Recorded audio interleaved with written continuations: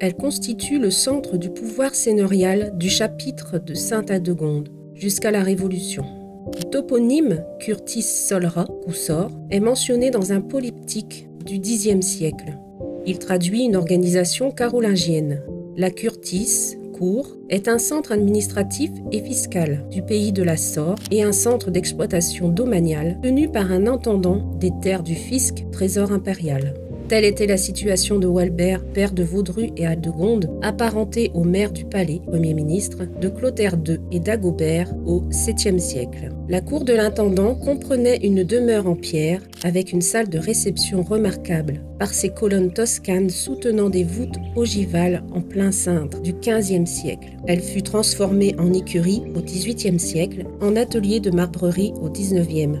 Des bâtiments agricoles, une grange entourée d'un jardin, d'un verger, s'y ajoutaient, complétés au sud-ouest par une prairie, le Bray, et à l'est par 3 coutures de 133 bonniers, c'est-à-dire 182 hectares, conservés jusqu'à la Révolution. Le travail était assuré par 5 familles de serviteurs qui fournissaient le houblon, le lin, des escales de bois et géraient 300 moutons. En 1644, la description des lieux par le révérend père Potier, jésuite, précise que la cour disposait de 3 portes monumentales et dans les sous-sols d'une cave dite de Sainte-Aldegonde, dont on tire une argile siliceuse de décomposition de terrain primaire aux vertus curatives.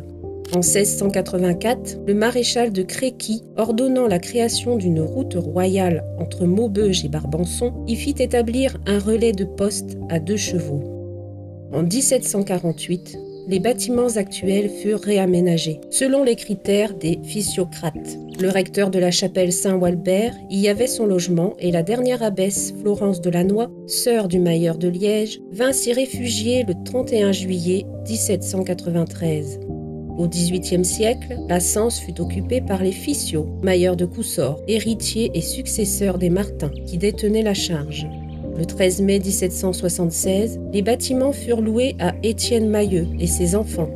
Le cahier de doléances de Coussor du 28 mars 1789 mentionne que pour le service du bien public, il serait préférable de laisser la dite ferme en son entier, sans aucun démembrement, que d'ailleurs celui-ci donnerait lieu à la destruction d'un troupeau de moutons dont on devrait désirer l'augmentation.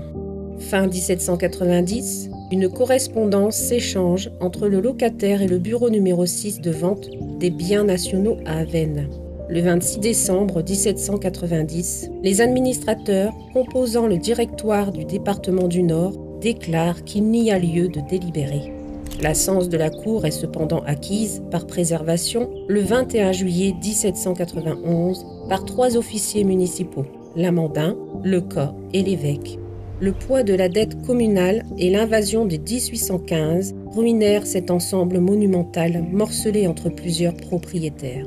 En 1825, un marbrier belge s'y installe et une grange est construite en 1832 avec les pierres des bâtiments. Le terrain de 40 arts, 51 centiares, situé entre la Sens et la route, est concédé à la municipalité en 1832 et loti en 1845 et 1848 pour établir des logements et jardins. En 1829, Aimé Leroy, auteur de Légendes choisies de Flandre, note que l'antique demeure de Sainte-Aldegonde a disparu.